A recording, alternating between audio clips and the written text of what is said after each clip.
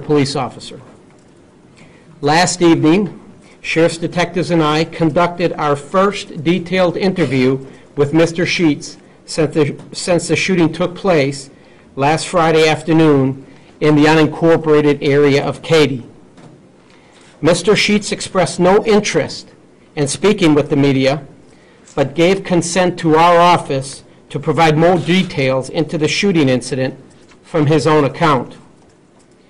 Several questions have been posed to our office as to the motive for this shooting, whether Mrs. Sheets suffered from a mental illness, questions regarding the gun that was used in the shooting, as well as the previous call history to the Sheets residence.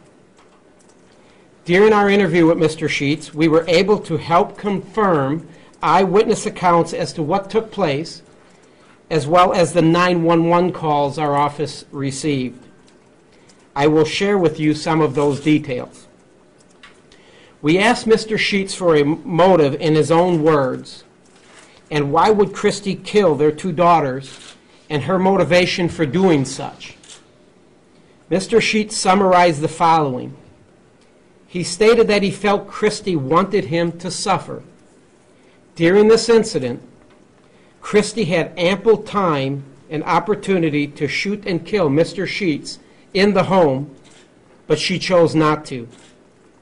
Mr. Sheets stated Christy knew how much he loved Taylor and Madison and how much they loved him. By killing his children, Mr. Sheets will have to live the rest of his life with this horrible memory.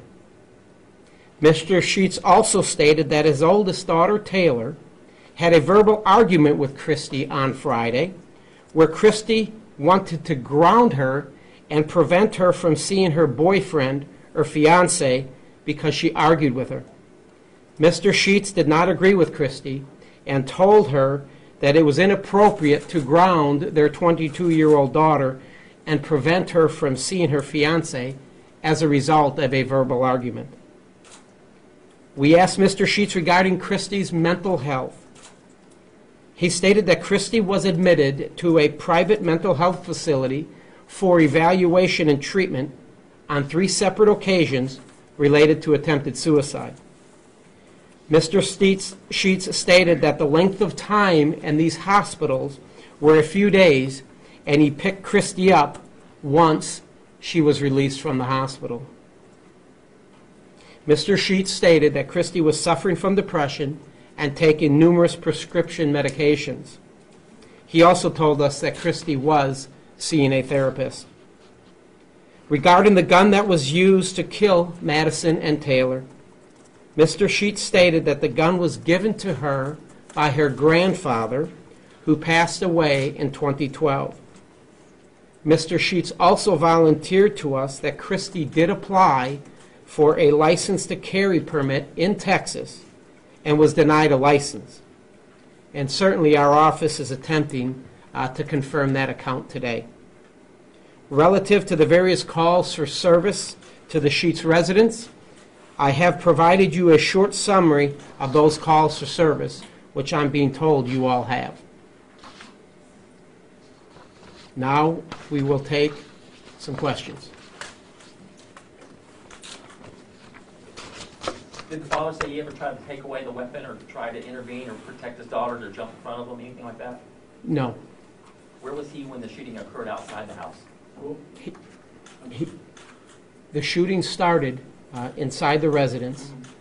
After Christy shot Taylor and Madison, he was able to run around the couch and get to the front door, taking both girls with him. Both girls were able to stand, obviously, and run outside the home on their own. Sheriff, can you say any more about the previous suicide attempts and whether or not those involved any weapons? No, I don't believe they involved any weapons at all. Can you describe those in any further detail? That's all I have.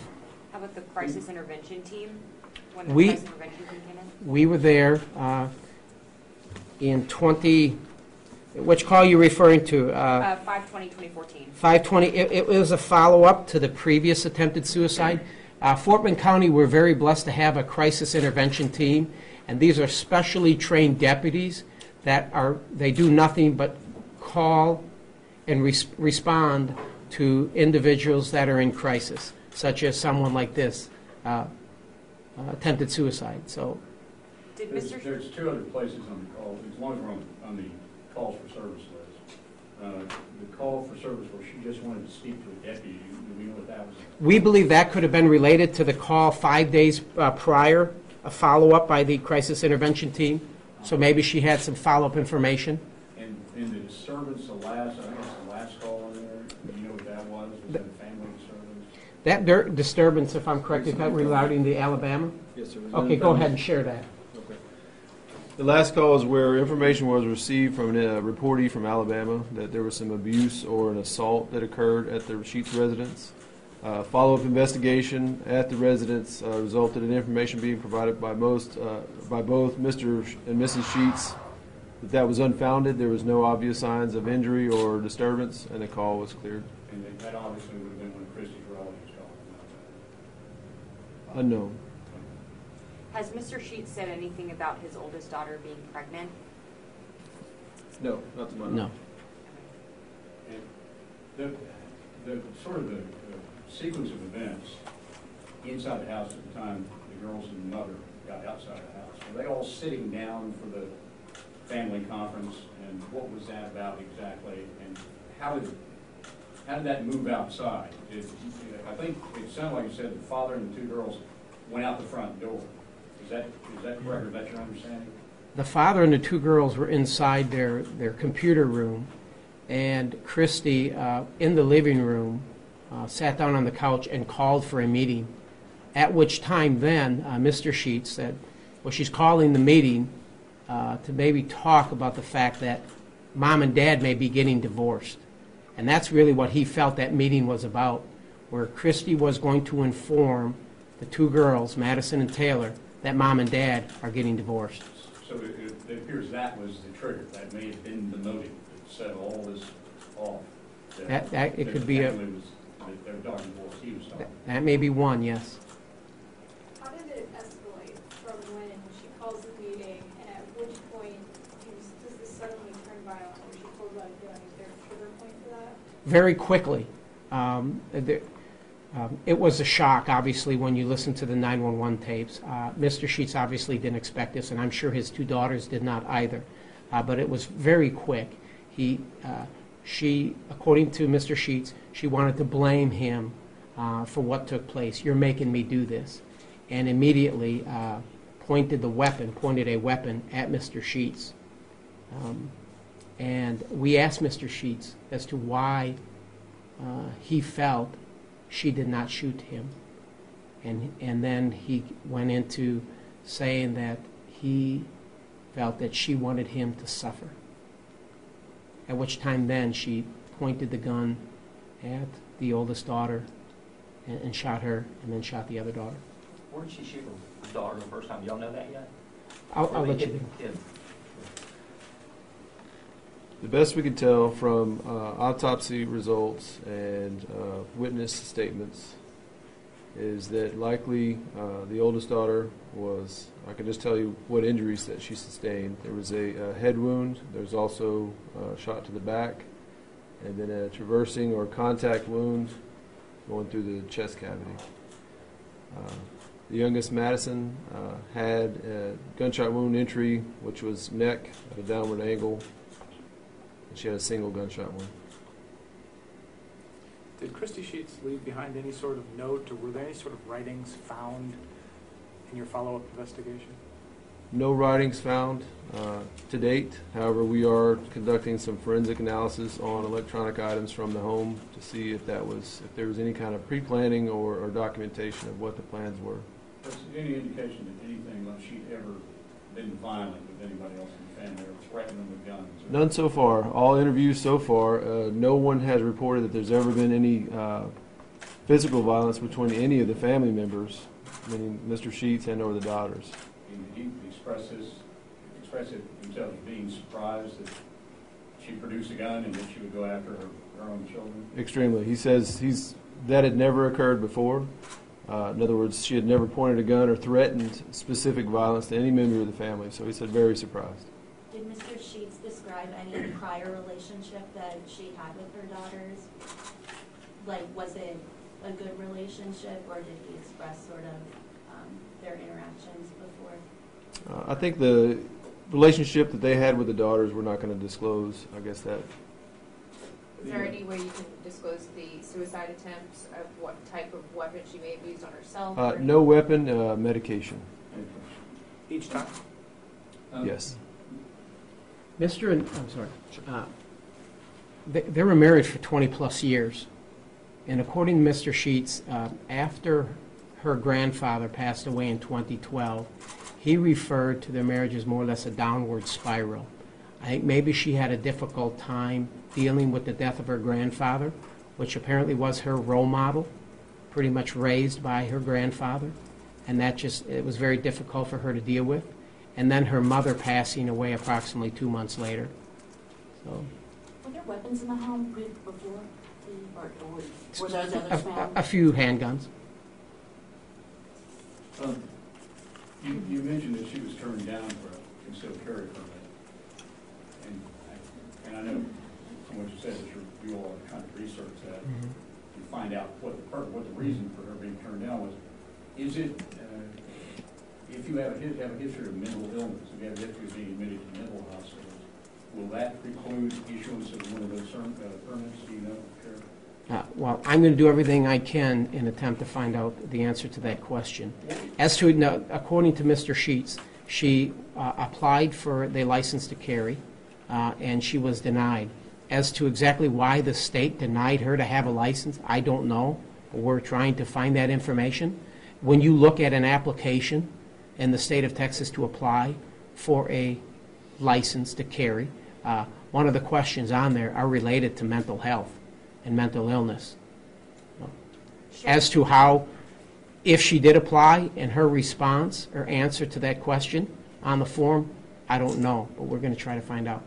Would you talk a little bit about the Fulsher officer who shot Christy? How's he doing? Can you tell us about how long he's been working as a police officer? I think what we're going to have to do is kind of defer that for a later time, possibly. Right now, we're still working on the preliminary investigation, and that getting all those details from specific officers involved is still kind of ongoing. Can you say, though, if Ms. Sheets pointed the weapon at that officer, or if the officer stopped her because she was pointing at someone else? Right now, everything appears that it was, like I said, it's still ongoing, but it certainly would appear so far like defensive third person. In other words, the daughter, Madison, who's still laying in the street, but obviously advancing towards officers with the weapon in hand, which has been reported by multiple neighbors. Just the last, I just want to confirm it. So there was never any physical violence in this family before this incident? No, not that's been reported to us, no. You mentioned that she was on some type of medication. Can you say specifically what kind? Don't know. Just according to Mr. Sheets, several, numerous. Do you know if she was taking those medications in the days leading up to this? We do not know if she was a religious when it come to taking those medications each and every day, and I don't think he would know either. And did Christy turn the gun on her husband during the altercation? Mr. Sheets stated that there were Madison and Taylor were each shot once inside the home, and then she shot 3 more times inside the home. As to whether she was pointing directly at him while he was trying to get out of the residence, we really don't know. He was running out. I mean, we do have bullet holes in the wall near the front door, but I don't think we can confirm or deny whether she was attempting to shoot him or maybe the girls on the way out the door. You mentioned that Christy had wanted to ground Taylor. Can you say more about why she wanted to do that? What was that about? It was just a verbal argument, according to Mr. Sheets, between Taylor and Christy, and I don't know. I don't know the details as to exactly what the argument was about, but Christy felt that some discipline should be taken against Taylor, and thought that maybe she should be grounded and prevent her from seeing her boyfriend or fiance. which we later learned that was going to be married in the next few days. Sheriff, how long did it take officers to arrive once the 911 call came in? A few minutes, yes. What was Mr. Sheets doing outside when his daughters were laying on the pavement? Was he doing anything to distract her, try to disarm his wife, or? Oh, go ahead. Well, from several witness accounts, he was, I guess, in a sense, trying to distract. He was moving back and forth, calling to, and the neighbors were also calling to, specifically Taylor, to come to them. And there were some neighbors that were, I guess, either encouraging or grabbing, and it's kind of a, I guess, different opinions on that, but Mr. Sheets, and trying to get him to come into the house, because as she was walking back down toward where Taylor had made it to, the cul-de-sac, there was thought that she would also shoot Mr. Sheets. And can you confirm that Mr. Sheets, had he previously talked to his wife about getting a divorce, or was that something that he thought she was going to spring on him at the meeting?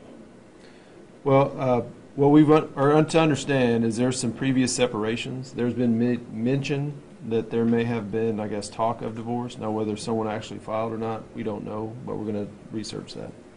Was Mr. Sheets living at the house at the time this occurred? Yes, all the Sheets family members mentioned today were currently living within the home. She was not employed at the time. Yes, that's our understanding. She was unemployed at the time.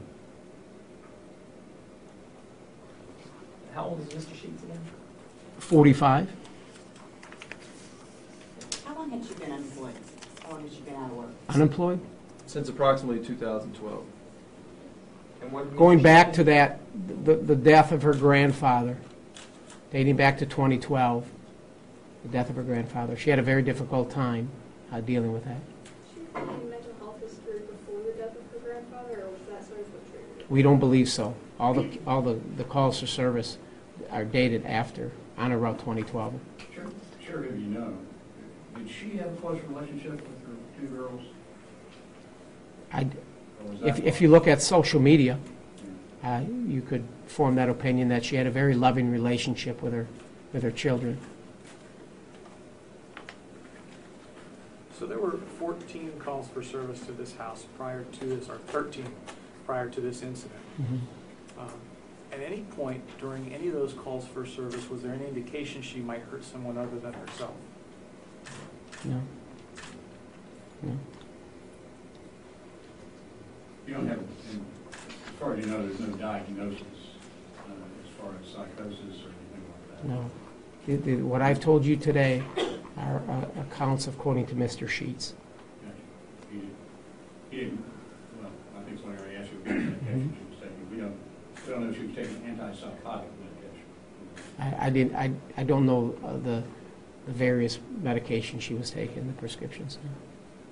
You did say depression, however, right? Mr. Sheets stated that she did suffer from depression, and he also stated that she drank heavy. He didn't say she was an alcoholic. Do you know if she was drinking at the time this occurred? We don't have that yet. We don't have that information yet.